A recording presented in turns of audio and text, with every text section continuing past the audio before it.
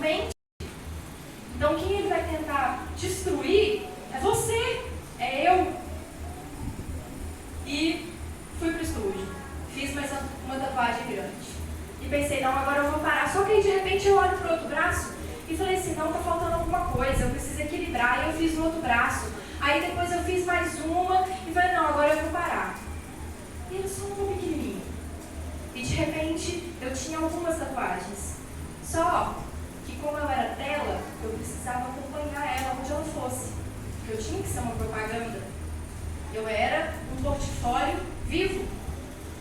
Eu não era mais uma pessoa que levava o perfume de Cristo. Eu era uma pessoa que estava agora a serviço de Satanás. E comecei a frequentar os lugares onde as pessoas normalmente estariam envolvidas de maneira que se tatuassem sem consequência. Pessoas inconsequentes. E os ambientes assim são regados a bebidas e drogas. É o momento onde as pessoas estão entorpecidas e decidem fazer uma tatuagem só porque acham o desenho bonito. Nem pensam muito sobre isso. E eu comecei a frequentar esses lugares, mas a Bíblia diz que a gente não deve nem se sentar na roda dos esclarecedores. E para estar na Bíblia, irmão, é porque a gente não dá conta. E eu comecei a frequentar esses lugares. E à medida que eu ia participando desses ambientes, era impossível não me misturar com aquelas pessoas. E aí, era apenas uma pequena tatuagem e de repente eu estava bebendo, me envolvendo com drogas, me envolvendo com pessoas de índole totalmente duvidosa, pessoas que estavam ao serviço de Satanás, roubando, matando e destruindo. E o tempo foi passando. E eu me lembro que em casa, todas as vezes que eu voltava para casa, eu sentia vergonha. Eu não conseguia ficar diante do meu pai e da minha mãe sem sentir vergonha. A verdade é que é assim, Satanás usou uma estratégia que tem sido usada de uma forma muito, muito forte hoje, no meio dos jovens, principalmente de todos nós. A minha convivência com a minha família começou a ser cada vez mais tirada de mim, pelas minhas escolhas, mas pelos ambientes que eu frequentava. Porque, enquanto eu estava nesses ambientes, as minhas atitudes eram aceitáveis. Tudo que eu fazia, não importava o que eu fizesse, as pessoas achavam graça, achavam bonito. E assim, quanto mais você faz, mais você tem que fazer. Não existe um limite. Na verdade, todos os dias você precisa se superar. É uma busca incessante de preencher um vazio dentro de nós. Porque a gente olha para os bares, para as festas, a gente não vê gente chorando, triste, caída pelo chão e pedindo para morrer. Não, a gente vê pessoas sorrindo, pessoas alegres, pessoas pulando. Ué, pastor, chama atenção. E essas pessoas, para elas estarem nesse estado, elas precisam se entorpecer cada vez mais, buscar preencher. Não há espaço para sentimento. Você não pode sentir. E à medida que eu ia entrando mais nesse mundo, eu não percebia que cada vez mais eu estava sendo tomada. Chegando em casa, eu via meu pai, minha mãe, meu filho, sempre orando por mim. Mas eu confesso para os irmãos que assim, eu comecei a entrar dentro de casa e eu tinha cada vez menos prazer de estar em família. Eu não conseguia nem conversar com meu pai, porque eu sabia que ele olhava para mim e eu era uma decepção. Eu sabia que a minha mãe olhava para mim e ela sentia tristeza. E Satanás foi colocando isso no meu ouvido cada vez mais. Então eu não tinha mais diálogo com a minha família, eu não conversava mais com eles. E eu me lembro que minha mãe sempre me conta que todas as vezes que eu saía, todas as vezes que eu ia para as festas, que eu ia para qualquer evento, qualquer lugar que fosse, ela entrava para dentro do meu quarto junto com meu filho, ela dobrava o joelho na minha cama e ela orava. Ela falava, Senhor, ela nem pedia para Deus me salvar.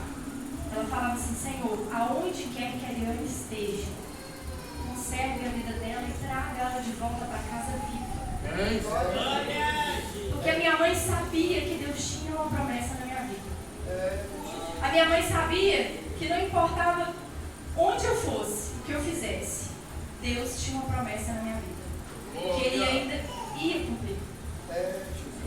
O tempo foi passando, e como Satanás, ele quer nos humilhar. Ele não está para brincadeira. E quando eu falo isso, é porque eu vivi isso na pele. Quando eu falo isso, não é só da boca para fora. Eu vivi isso na pele. Satanás, ele não descansa enquanto ele não te humilha. Primeiro, ele faz você acreditar que você está com tudo.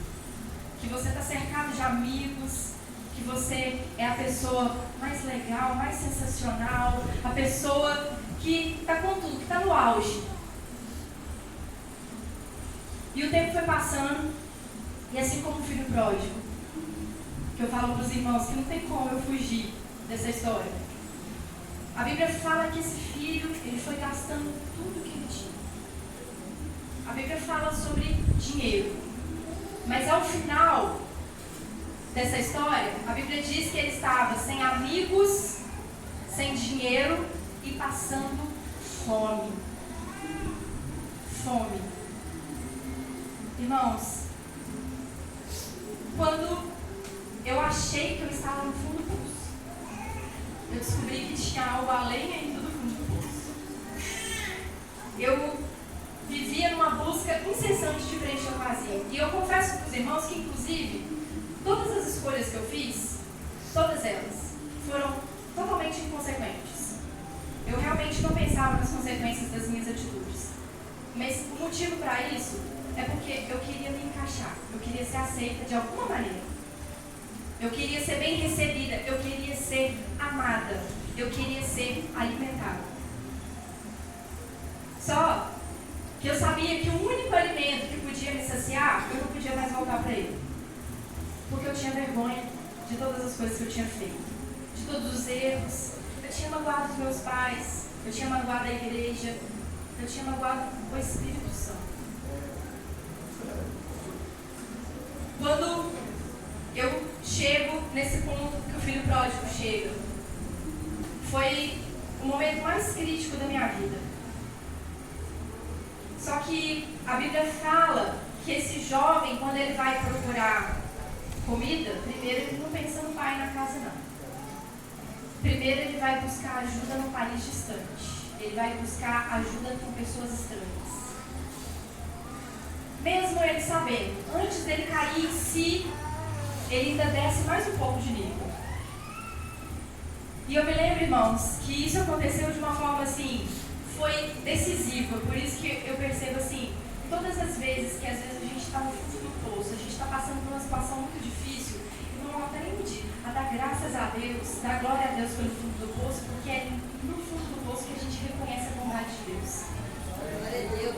É lá no fundo do poço, é no momento da dificuldade que a gente percebe o quanto Deus é bom e o quanto nós não merecemos. O quanto a misericórdia dele se renova a cada dia. O quanto a sua graça é tão maravilhosa e nós não merecemos. Eu me lembro que eu já tinha uma boa consciência de que eu precisava voltar para a casa do pai. Mas eu tinha vergonha. Eu tinha medo de ser rejeitada. Não havia mais espaço para mim. A verdade é que eu já estava até o pescoço de pecado. E eu uso o exemplo das minhas tatuagens mais uma vez. Eu estava até o pescoço de tatuagem. Eu já havia, a essa altura, raspado a minha cabeça, enchido meu rosto de piercings. Eu estava completamente destruída. Aquilo que o Senhor tinha feito perfeito, o feminismo veio e roubou tudo. Eu comecei a acreditar, inclusive, que eu não precisava mais ter família, constituir família, porque eu podia ser sozinha. Eu não precisava mais de homem na minha vida. Eu não precisava de ninguém me dizendo o que fazer. Eu não precisava que meu pai me dissesse o que fazer, que um pastor dissesse o que fazer. Eu não precisava ser instruída, guiada, corrigida, porque eu era dona de mim mesma. E Satanás foi cada vez mais roubando, matando, destruindo. E eu lembro de sentir muita fome, sentir muita vontade de ter algo que me preenchesse. E aí eu fui buscar ajuda no país distante. Eu lembro que fui procurar uma pessoa, na verdade, alguém me indicou. É uma espécie de terapia, mas quando ela me foi apresentada, ela disse assim, olha, eu sou terapeuta espiritualista.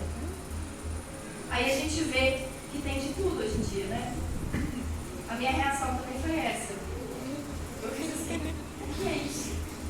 O que é um terapeuta espiritualista? Ela me explicou, olha, eu sou psicóloga. Aí eu pensei, não, até aí tudo bem. Aí até aí tudo certo, né? Uma psicóloga, é muito bom a gente conversar, mas eu trabalho com uma linha mais espiritual. Eu falei assim, mas qual é a sua linha espiritual? Não, eu sou espírita, então eu trabalho com uma linha assim, que eu converso com você e eu converso com o seu guia.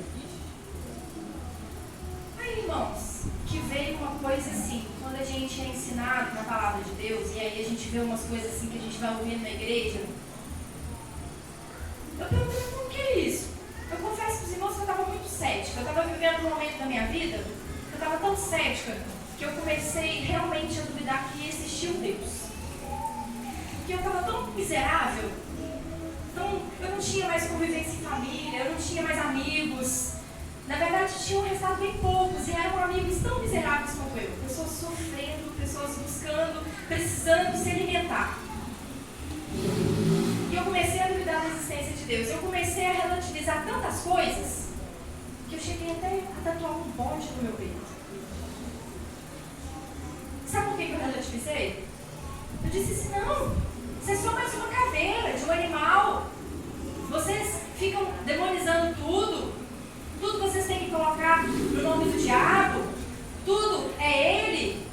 A gente não pode nem mais ser feliz. A gente não pode nem mais sentir prazer. Eu comecei a relativizar porque, como eu disse, quando a gente está disposto a seguir os desejos do nosso coração, a gente começa a relativizar até o pecado. Ai, irmãos, nós precisamos muito da misericórdia de Deus. Irmãos, eu cheguei nessa mulher e ela foi me explicar. Eu perguntei, então, como? Me fala como você trabalha. Aí ela me fala uma coisa que foi assim, foi crucial. Naquele momento, assim, eu creio que sem saber que ele foi o momento que eu comecei a cair em mim.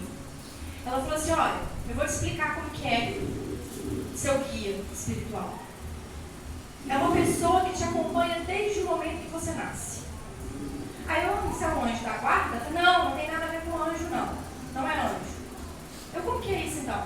Olha, é uma pessoa que já morreu várias vezes, reencarnou, e na última reencarnação ele veio como um guia espiritual. Ele escolheu, ao invés de ascender, ele veio como guia. Ele veio para guiar as pessoas. Cada um tem. Aí ela fala uma coisa muito específica. Olha, ele não conhece o seu pensamento. Ele não sabe o seu pensamento. Mas porque ele está com você desde o dia que você nasceu. Lá no dia 1º de novembro de 1988, você nasceu, ele te acompanha. Então, só de olhar para você, ele sabe o que você está pensando.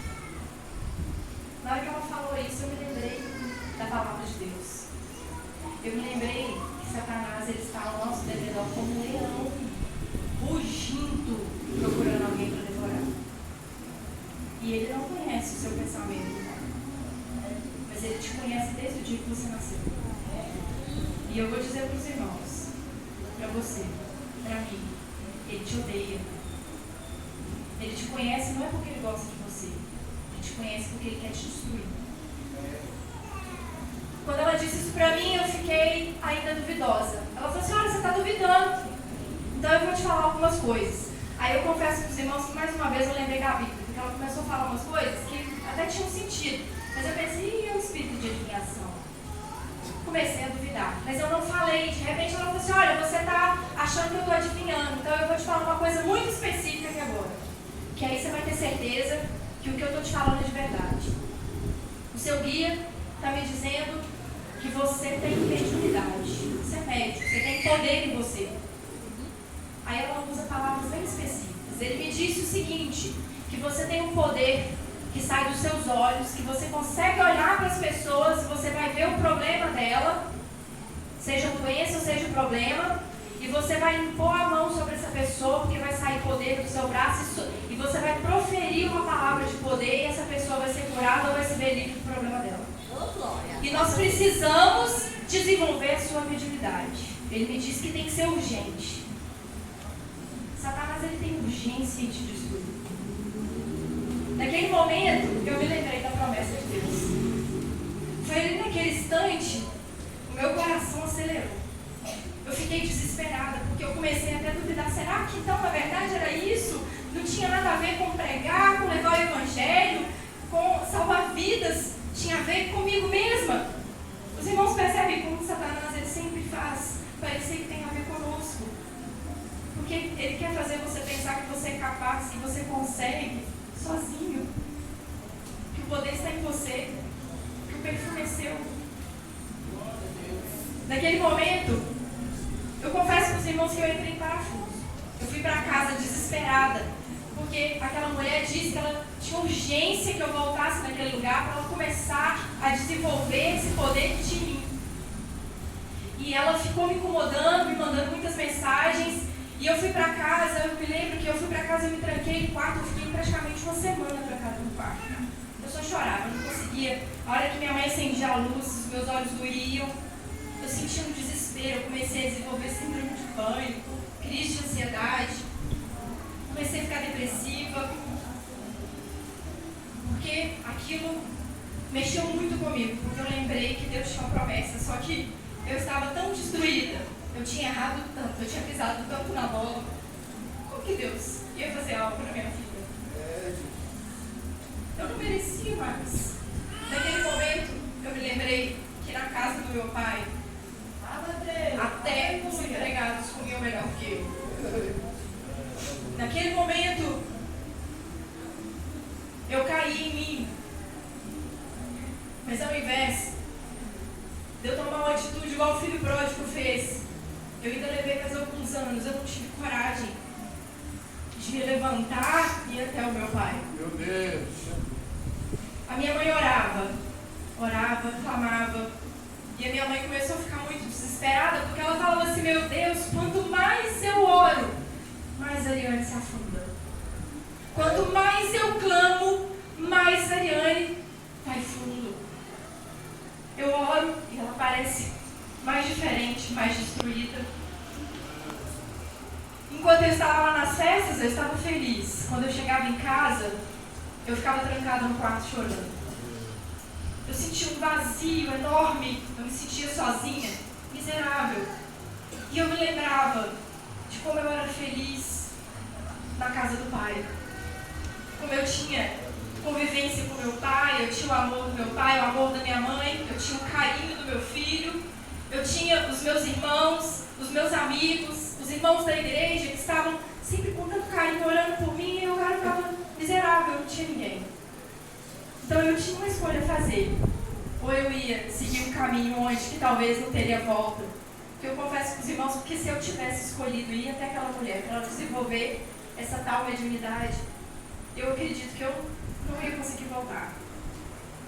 Porque eu comecei a entrar em caminhos de tanta dúvida, que eu não conseguia nem acreditar que existia algo depois que a gente morresse. A vida perdeu sentido, porque o perfume de Cristo, ele traz vida. A ausência do perfume de Cristo, ele traz tristeza, vazio, angústia, depressão. E conforme o tempo foi passando, eu me lembro do dia que eu estava no meu quarto. A pandemia chegou, que foi um tempo muito difícil para todos nós. Mas o Senhor permitiu que eu ficasse trancada em casa com quem? Com os meus pais, com meu filho, pessoas que estavam orando sem cessar por mim. E era aquele momento de cultos online, aquele momento que a gente era obrigado a se sentar na mesa para comer em família, porque a gente não tinha mais nada, não tinha mais ninguém. E aí a minha mãe desesperada, sem saber o que fazer, Deus disse para ela assim, lê a palavra para ela. Alimento. Porque eu tinha fome. Eu entrei para o meu quarto um dia e eu me lembro muito desesperada. Eu falei para Deus assim, porque eu nunca fui, irmãos, essa pessoa de ir na frente. Eu me lembro até que meu pai, ele ficava assim, quando às vezes eu ia na igreja, pastor, e o que ele fazia? Às vezes ia um pregador de fora e pensava assim, não, é hoje que ele vai levantar a mão e vai aceitar Jesus. Mas às vezes, irmãos, a gente já está tão frio, a gente já está tão afastado, o perfume de Cristo já saiu há tanto tempo das nossas vidas que a gente senta no banco e a gente não sente nada. Os hinos são cantados, a gente não sente nada. A palavra é pregada, a gente não sente nada. A gente não consegue melhorar direito. E eu entrava na igreja, eu confesso para os irmãos que tudo que eu tinha vontade é que eu acabasse logo por embora. Mas a minha mãe, Deus falou com ela, leia a palavra para ela. Ela começou a ler um livro comigo, que eu me lembro até o nome, No Divã de Deus. Só que ela leu 3 páginas, que eram 3 devocionais. O primeiro dia eu ouvi e ainda fiquei falando assim, isso é para mim. Ó mãe, isso aí é minha vida. No segundo dia, de novo, eu falei, não, mas isso aí, eu já passei por isso. No terceiro dia, ela falou, eu não falei nada. Foi nesse dia que eu entrei pro meu quarto e eu comecei a perceber o quão miserável eu estava. E aí eu pensei assim, agora, os meus sonhos foram destruídos. Eu nunca mais vou ter uma família. Eu nunca mais vou ser aceita de novo na minha casa. Olha para mim, olha para o meu corpo. Meu pai é o pastor da Assembleia de Deus, tradicional. Minha mãe, pregadora do Evangelho, e eu destruí o meu corpo. E o que estava por fora era ainda pior por dentro. Eu estava completamente destruída. Meu emocional completamente abalado. Então eu falei para Deus, falei assim, Deus, se o Senhor existe mesmo, o Senhor podia me aceitar de volta, porque eu não tenho para onde ir. E eu não quero mais viver essa vida miserável, onde que eu busco coisas que não preenchem esse vazio que está dentro de mim. Eu cada vez fico mais vazia, e eu tenho fome, eu tenho sede. Eu sei que eu errei. Eu sei que eu pequei contra o Senhor, contra a minha família. Eu sei. E eu sei que o Senhor tinha uma promessa linda na minha vida. Mas não precisa cumprir ela não, porque eu sei que eu estraguei tudo. Eu estraguei tudo, então me aceita de volta só no banco. Eu fico lá quietinha, eu não vou incomodar ninguém, porque eu sei que eu estou assustando as pessoas. Então eu não quero incomodar ninguém, eu não quero ser motivo de tristeza, de escândalo para ninguém. Me aceita de volta, porque eu preciso sentir de novo que o meu pai me ama, que a minha mãe me ama, que o meu filho me ama, que o Senhor me ama. E eu pedi que Deus me aceitasse de volta naquele momento. No quarto dia que minha mãe foi fazer o devocional comigo, eu não quis mais. Porque Deus não me respondeu. Então eu não quis. Eu falei, não, eu não quero mais ouvir nada. Eu estou cansada disso. Mas eu abri meu coração, eu perguntei para Deus, eu falei, eu rasguei, eu falei que eu estava duvidando que Ele existia e que se Ele existisse, para Ele me mostrar que Ele me amava ainda. Eu sabia que eu não era digna do amor dele. Porque o fundo do poço a gente percebe o quanto Deus é bom e o quanto a gente precisa na hora. Naquele momento, o Senhor falou para minha mãe assim, eu não quero mais ouvir Deus. Não se preocupe. Deixa comigo, que agora eu vou fazer a obra na tua vida. Porque o Espírito Santo, Ele conhece o seu coração. O Espírito Santo, Ele está se movendo sobre a sua vida, sobre a vida da sua família. Ele está sobre essa igreja. E Ele te conhece. E através da palavra dele, Ele vai transformar a sua vida. Naquele dia, algo foi começando a acontecer dentro de mim. Sabe por que eu não queria ouvir mais?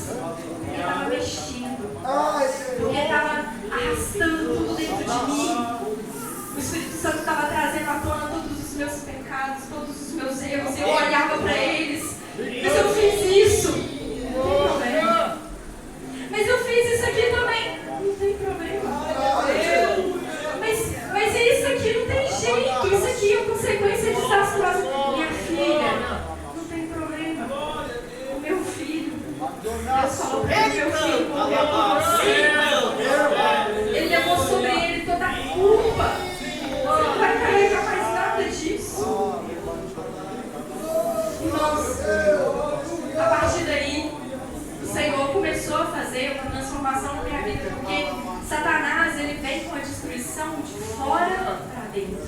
Mas o Espírito Santo, ele transforma de dentro para fora.